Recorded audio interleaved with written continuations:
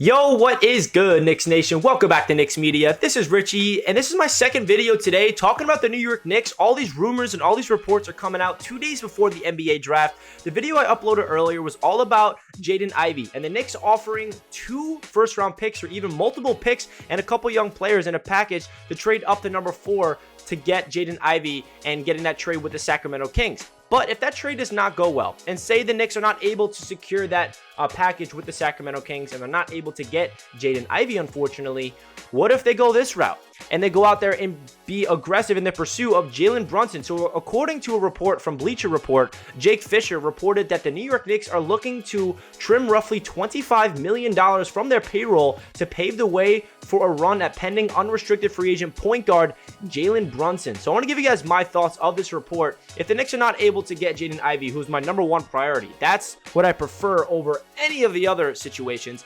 But unfortunately for us, that's not guaranteed the Knicks get him. It's not like we have to, cross our fingers and hope that Ivey falls to us at 11. That's just not happening. We all know that. The only way we get Ivey is if we get a trade done and we move up. So that's very unlikely, but at the same time, it is likely because we hear how interested the New York Knicks and how aggressive they are in trying to get there. So say that does not go well, and now the Knicks pivot their pursuit in Jalen Brunson. So if according to this report from Jake Fischer, and this is an article from SNY, who is talking about this report, the New York Knicks are trying to roughly trim $25 million off their payroll by shopping veterans Alec Burks and Nerlens Noel. So Nerlens Noel was that guy last year that we re-signed, and I kind of at the time understood why we re-signed him.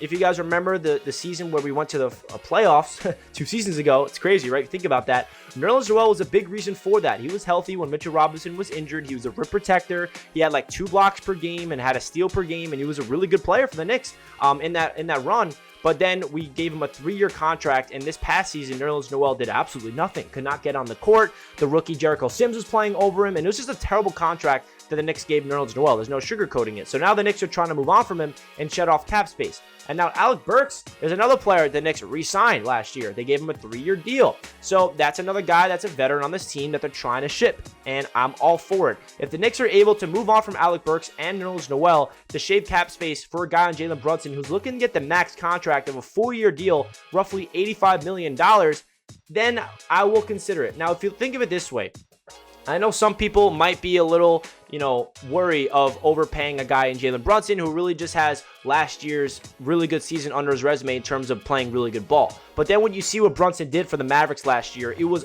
honestly awesome. He did such great things for the Mavericks, especially in the playoffs last year, running the show next to Luka Doncic.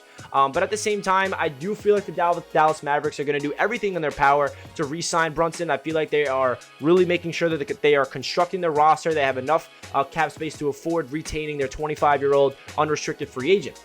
But the New York Knicks have been connected to Jalen Brunson for quite a long time, especially this year. They actually hired his father, Rick, who was hired to be an assistant coach.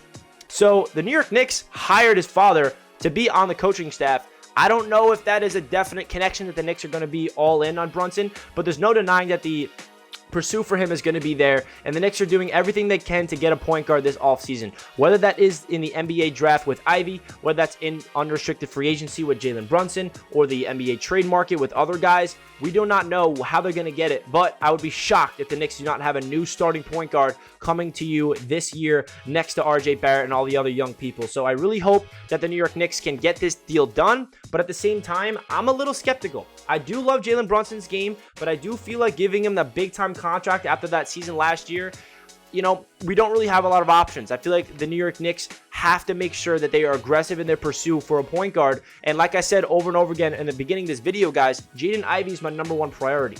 The reason why I'm making this video is because that Jaden Ivey situation is not guaranteed that we are able to get him. So hypothetically speaking, if another team trades up and gets Jaden Ivey at #4, and now Jaden Ivey is not a member of the New York Knicks, what do the New York Knicks do? They have to make sure they do not sit down and just be like, all right, we don't get Ivey, now what are we going to do? They got to be aggressive in their pursuit in Brunson, in my opinion. It is a big price to pay. You're going to have to move on from Alec Burks and Nerlens Noel. You might have to attach a couple of picks in order to get those players off the books in order to afford Jalen Brunson. But if they could be creative and get this done, thinking about Jalen Brunson on the same court of RJ Barrett and still having Quickly and Obi Toppin entering year number 3, and maybe Randall. I know a lot of you guys don't like Julius Randle, but we will see what happens with that. Mitchell Robinson is an unrestricted free agent. We do not know what's going to happen with him. So there is a ton of moves that the New York Knicks are going to have to make in this offseason. I have no idea what they're going to do, to be honest, because there's so many different avenues we can talk about, whether that's the free agency market, the trade market, or the NBA draft.